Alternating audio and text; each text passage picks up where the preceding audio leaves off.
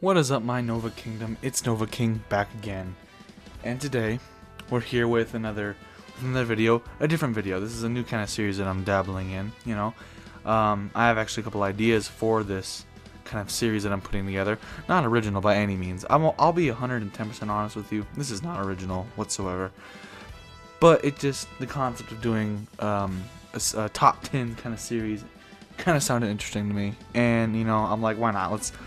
Let's give it a good old try. So I'm gonna look at my little sticky note here. My professional as I am, as you know, we only have the best quality here at the Nova Kingdom. So let me get my sticky note of top 10 things here. So today we're talking about the top 10 techniques in Dragon Ball, all of Dragon Ball, Dragon Ball Z, Dragon Ball Super, the whole shebang. We're gonna look at some of the coolest moves used in the show, in my opinion. I want you guys to know that all these top 10 lists are in my opinion. So you can totally disagree with it, totally fine. You can tell me how dumb my list is in the comments. I mean, you know what? That's cool. You do that. I'm totally okay with that. Let me know your guys' list or things that you would change or things you agree with. I'd like to hear from you guys.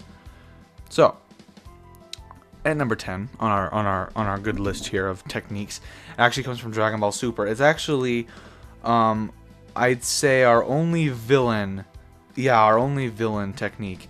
I was thinking of villains in Dragon Ball and a cool technique that they have used that I thought was pretty neat. And I was kind of thinking about it, and I thought about one of my favorite villains in Dragon Ball Super and just in Dragon Ball in general. I think it was a pretty good villain, Goku Black Zamasu. And the move that I'm talking about here is Goku Black's like energy scythe, basically, like his Grim Reaper divine scythe, that he used. And I don't know why. I just was kind of thinking of moves, and I thought of villains, and I thought of Goku Black, and I thought of that moment.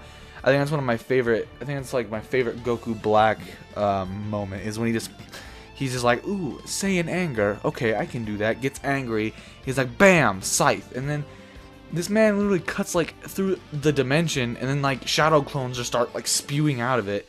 It was just a cool moment. It just really, that really, like that alone kind of showed like, oh Christ, Goku Black is kind of on a different level. Like I was a little afraid. Like Goku Black like spewing out like all these shadow clones and wielding a giant energy scythe was kind of terrifying. But just the kind, I don't know, just the energy scythe itself was a cool concept, and the whole like dimension splitting thing was cool, and just so that's why Goku Black's scythe makes our number 10 in our top 10 list of moves here. So at number 9 we have a very iconic move, and I'm probably gonna get a lot of backlash for putting it this low on the list. But at number 9 we have the Spirit Bomb, and the Spirit Bomb's cool. Don't get me wrong. It's very iconic. It's been crucial in a lot of arcs. It's the move that ended Dragon Ball Z by just murking Kid Buu. We had it used against Frieza, and that was a pretty big deal. Had it used against Vegeta, the smaller Spirit Bomb, but still wrecked his face. There's a lot of like the Spirit Bomb had a lot of uses in Dragon Ball. I don't know the reason why. I don't know. Just of all the moves and all the finishers I've seen in Dragon Ball, that was the one that I guess I didn't get as hyped for. Like I'd rather see, like I got more hype seeing like Goku like Kamehameha someone to death than a Spirit Bomb. I don't know why. I don't know. Like it's a cool move, but I don't know if it's just like the fact that it's like something that I have like a Goku complex. It's like, oh man, if he couldn't do it by himself, that kind of takes away from the victory. It's like everyone had to pool in. I guess there's kind of like there can be like a kind of a ironic kind of tendency to that, like with Future Trunks. Like Zama's just like, all mortals suck, and then like all the mortals pooled in and made this giant sword for Trunks, and then he like merged Zamasu with it. So it kind of has like an ironic twist to it sometimes, but I don't know.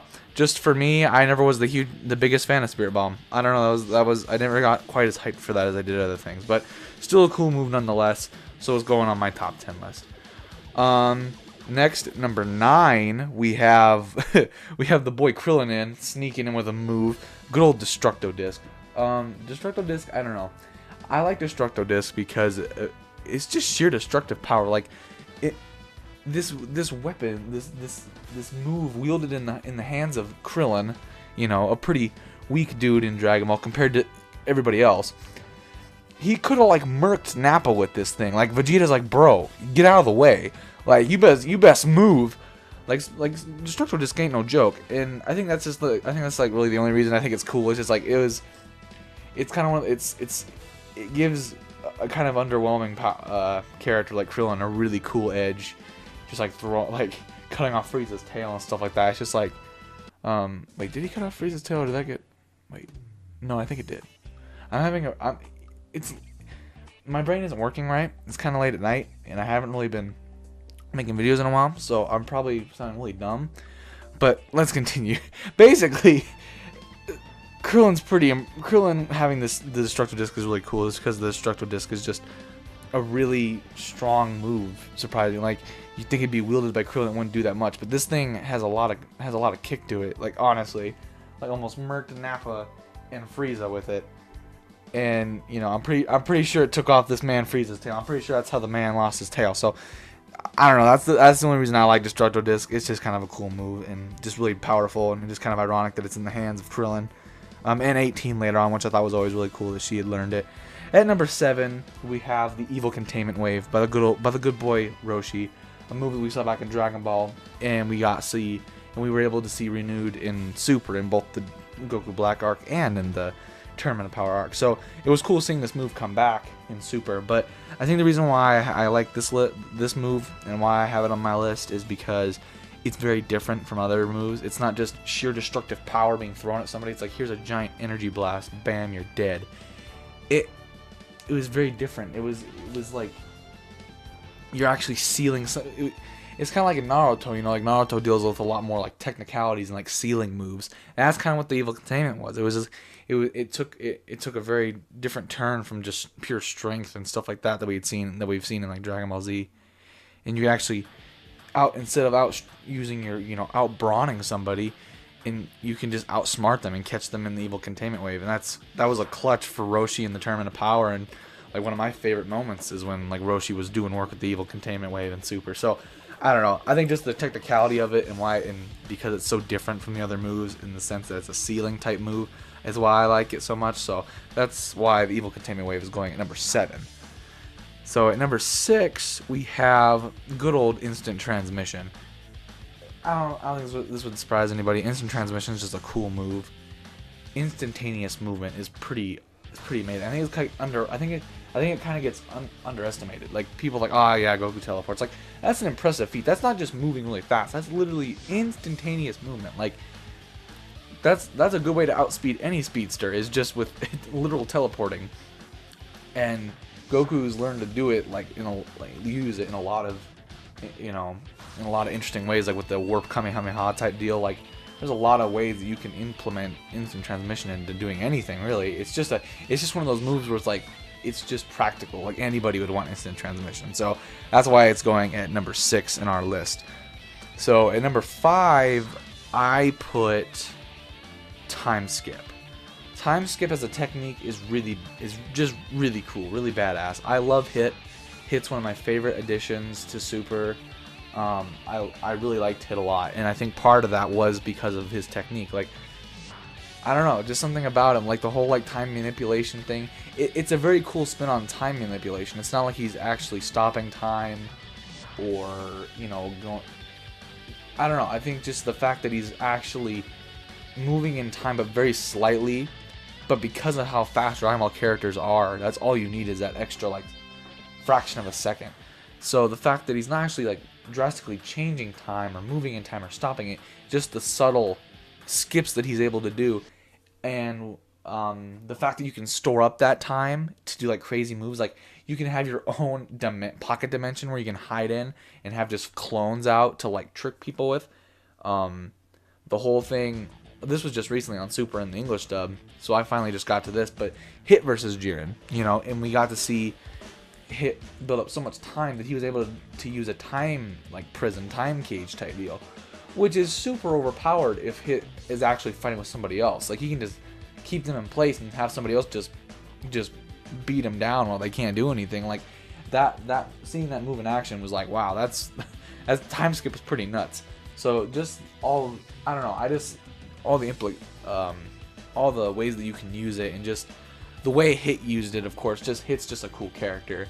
So seeing, you know, him having time skip just makes it that much cooler.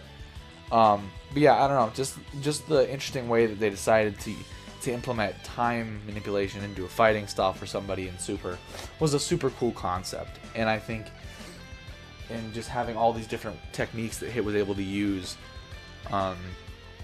again, like the time cage, or like literally stopping Goku's heart. Like Hit is with time skip, Hit is just a remarkable fighter and super overpowered and just crazy strong and just ridiculous in Super. And that's part of why I love him so much, is just because he has time skip, and it's just such a cool, interesting technique to see in Dragon Ball.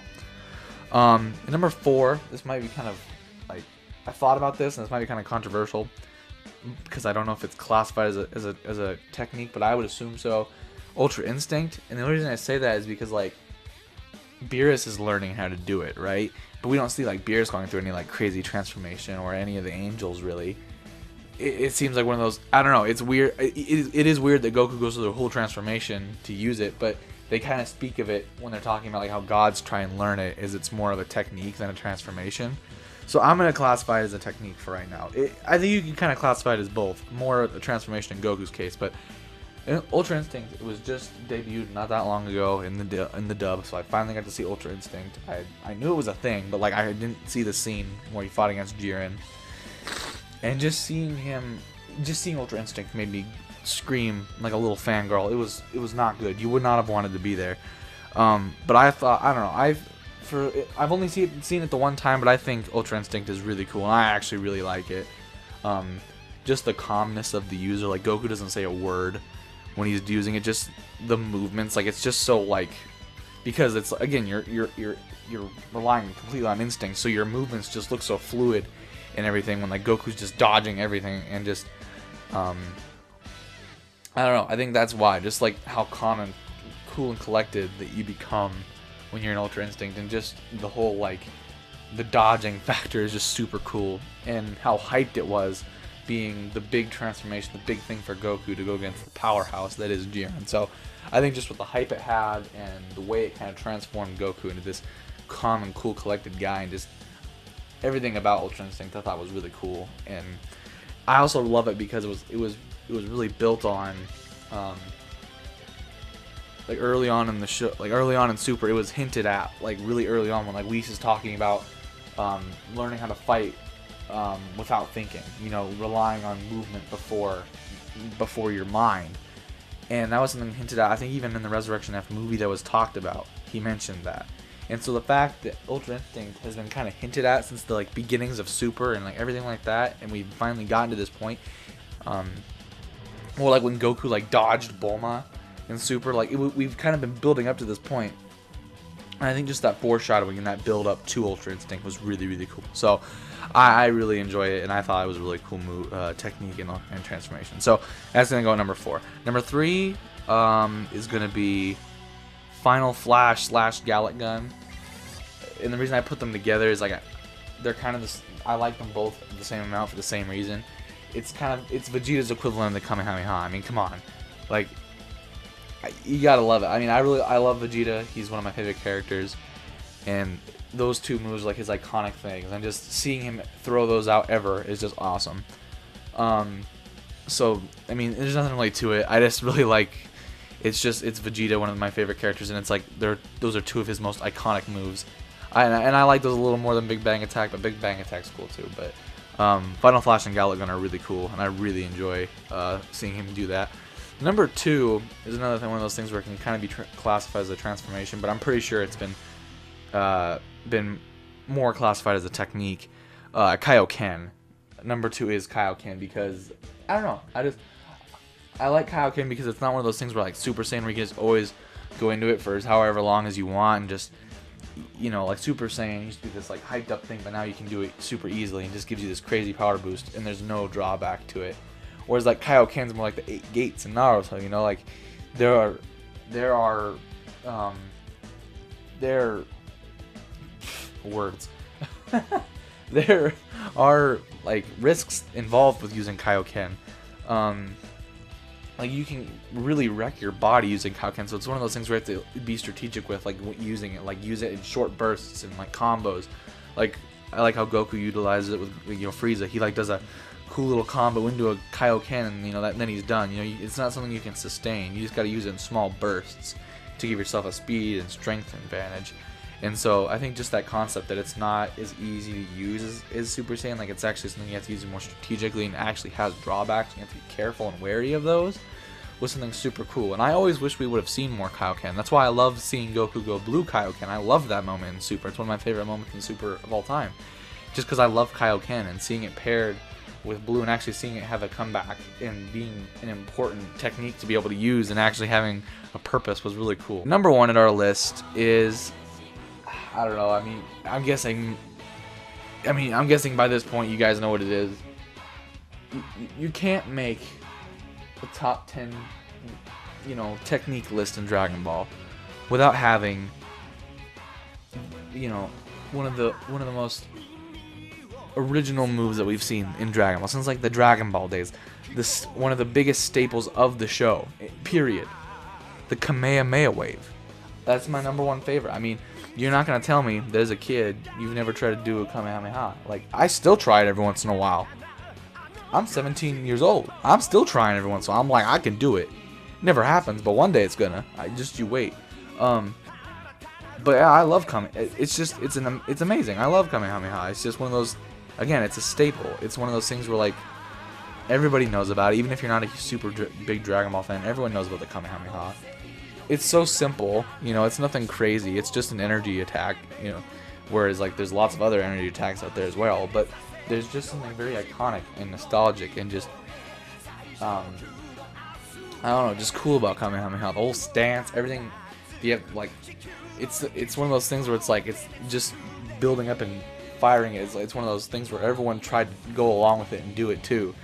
I don't know. I love Kamehameha. It's used by our main protagonist Goku, again one of my favorite characters. So that I don't know. It's one of those cool things where it's like I just love Kamehameha.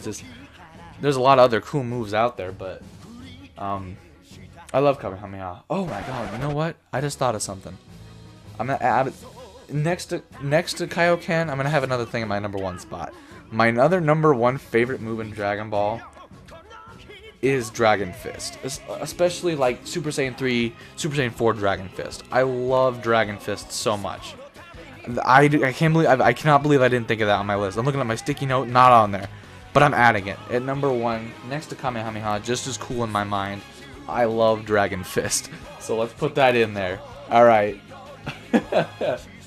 I think we got everything covered now.